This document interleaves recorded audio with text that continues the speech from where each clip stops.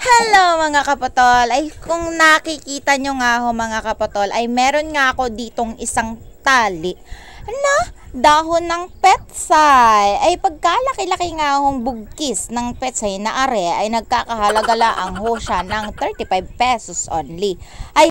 At hahatiin ko laang ho siya mga kapotol dahil sobrang dami ho kapag ilalahat ko nga ho sa aming maliit na kasirola. Ay magluluto nga ho ako dito ng sinigang na isda dahil nga may patrabaho kami ngayon at ito laang yung aking ihahanda para sa pananghalian nila. O, for the go!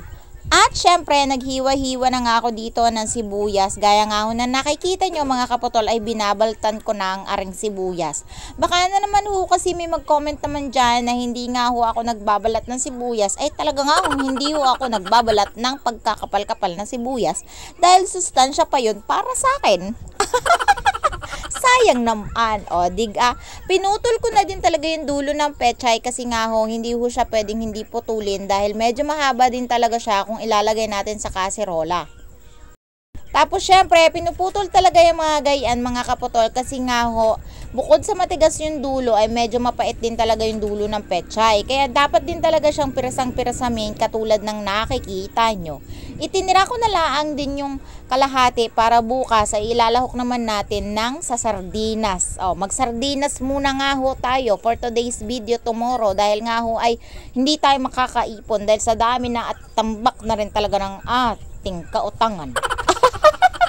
Habang nagsasala nga ako ng sinaing mga kapotol, inantay ko na lang din talaga maluto yan bago nga ako nakapagpakulo ng ating sinagang na isda.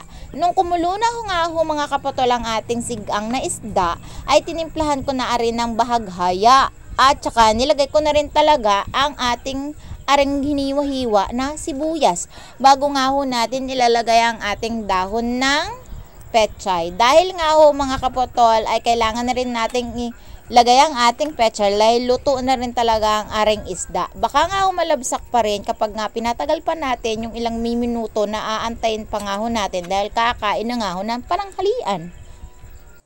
At ayun nga mga kapotol, ay aantay lang din talaga natin yung iilang minuto na pagkakulo ng ating dahon ng pechay, ay isunod na rin talaga natin yung iilang piraso nga na natira.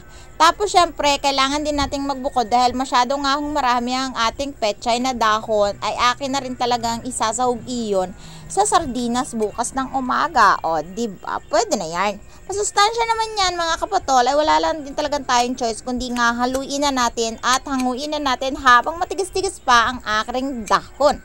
At yun na nga, masustansya na naman ang ating ulam at simple lang. Ay sana ho ay nasiyahan na naman kayo sa aking alingaw for today's video. Thank you so much!